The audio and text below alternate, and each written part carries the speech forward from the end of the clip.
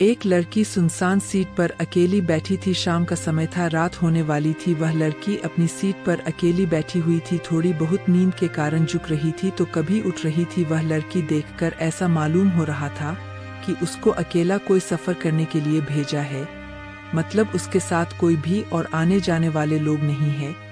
इतने में वहां उस ट्रेन की बोगी में टीसी आ गया था टिकट चेक करने के लिए। जैसे ही टिकट चेक करने वालों को देखी वह लड़की अचानक घबरा गई और उसकी नींद भी टूट गई। वह लड़की जैसे ही टीसी को अपने पास आती देख रही थी वैसे ही घबराना शुरू कर रही थी। मुझे देखकर यह मालूम हो रहा था कि उस लड़की के पास टिकट तो बिल्कुल भी नहीं होगा। इसी कारण से वह लड़की टिकट चेक करने वालों को देखकर ऐसे कांप रही थी जैसे उसके पास टिकट ही ना हो। जैसे टिकट चेक करने वाले उस लड़के से पूछता है कि टिकट दिखाओ, तभी वह लड़की गुमसुम और मधुर आवाज में कहती है कि मेरे पास टिकट नहीं है, मुझे बहुत जरूरी काम है, मेरी माँ की मृत्यु हो गई है, इसी काम से मैं शहर से गाँव जा रही हूँ। जल्दीबाजी में घर में पैसा भी भूल चुकी हूँ, इस कारण से टिकट भी नहीं ले पाई थी। तभी टिकट चेक करने वाले कहते हैं कि अगर आपने टिकट नहीं लिए तो आपको 300 रुपये फाइन देना होगा। यह देखकर लड़की के होश उड़ गए और उसकी आंखों से आंसू बहने जैसे लग रहे थे। मतलब कैसा मालूम हो रहा था कि वह लड़की कुछ देर में रो देती है।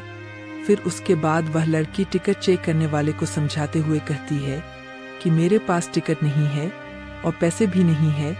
अगर मेरे पास पैसे रहते तो मैं टिकट जरूर कटा लेती। मैं किसी मजबूरी के कारण अपने गांव जा रही हूँ, इसी कारण से मैंने टिकट नहीं ले पाई थी। उसने किसी तरह से टिकट चेक करने वाले को समझाकर वह लड़की भेज देती है।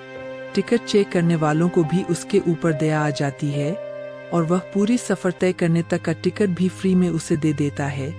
वहाँ पास के बैठे ऊपर वाली सीट से यह सब उन सभी नजारा देख रहा था। जब मैंने उस लड़की को देखा तो वह लड़की सोने ही वाली थी और अपना चादर उठाकर सोने के लिए अपने शरीर पर ओढ़ ली थी। थोड़ी देर बीत जाने के बाद उस लड़के को शायद नींद नहीं आ रही थी। फिर मैंने नीचे उतरा वॉशरूम जाने के लिए तो उस लड़के से मैंने पूछ ही लिया था। मैंने उस लड़की से पूछा था कि क्या आपके पास बिल्कुल भी पैसे नहीं है। वह लड़की घबराई और कहती है कि मैं जल्दीबाजी में घर से निकल गई हूँ, जिस कारण से मैं पैसे लेना उसी भूल गई हूँ। उसके बाद उसे 500 रुपये अपनी जेब से निकालकर उसे देने का प्रयास करता हूँ, लेकिन फिर भी वह लेने से मना करती है।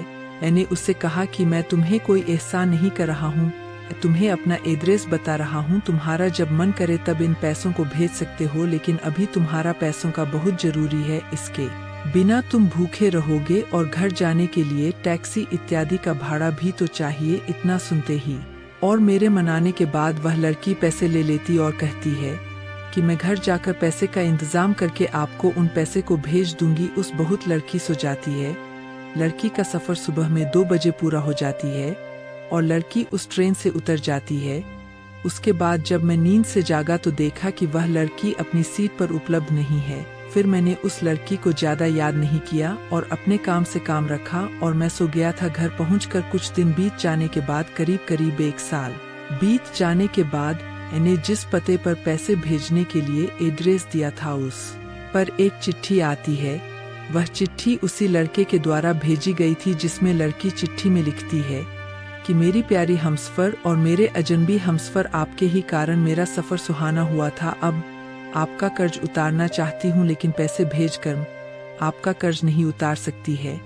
ऐसे में मेरी ख्वाहिश है कि मैं आपसे एक बार मिलकर आपका शुक्रिया अदा करूं। साथ ही साथ उसे चिट्ठी पर नीचे मिलने के जगह के बारे में तथा समय के बारे में भी बताया गया था। या देख मुझे रहा नहीं गया था और उस दिन का इंतजार करने लगाता हूँ जिस दिन यह वक्त आएगा और मैं उस अजनबी लड़की से मिल पाऊंगा। आपको बता दे कि वह अजनबी लड़की मुझसे मिलने के लिए इतना बेकरार क्यों थी मुझे भी नहीं पता था, लेकिन जब से मैंने उनकी मदद की थी मैं हमेशा सोचता रहता था कि कहीं वह लड़की भूल तो नहीं गई है, मेरा शुक्रिया अदा करना भी नहीं जानती है।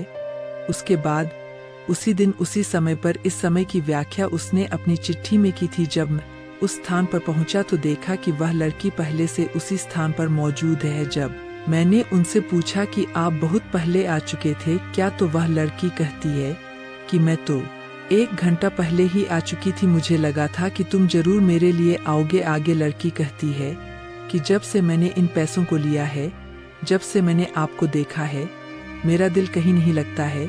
मेरे जज्बात और मेरी जवानी हमेशा आपको ही याद करती रहती है, क्योंकि मैंने उस रात जब आप सो गए थे तुम आपके चेहरे की तरफ देखकर बहुत ज्यादा खुश हुआ करती थी। आपसे अपने प्यार का इजहार करने के लिए आई हूँ। अगर आपको कोई आपत्ति नहीं है तो आप मेरा प्यार स्वीकार कर सकते हैं। मैं पूरी जिंदगी आपके साथ गुजारने के लिए तैयार हूँ। साथ ही साथ मैंने अपने माता पिता से आज्ञा लेकर आई होके और आपके बारे में बताकर भी आई हूँ। फिर उसके बाद भी खुश हो जाता है। लड़की को तुरंत ही गले लगा लेता हूँ। फिर हम दोनों की शादी जल्द ही करवाने का हमारे माता पिता तथा अभिभावक वादा करते हैं। उसके बाद से फिर हम लोग दोनों फोन पर खूब रात भर बातें करते हैं और जिंदगी का लुत्फ उठाते हैं।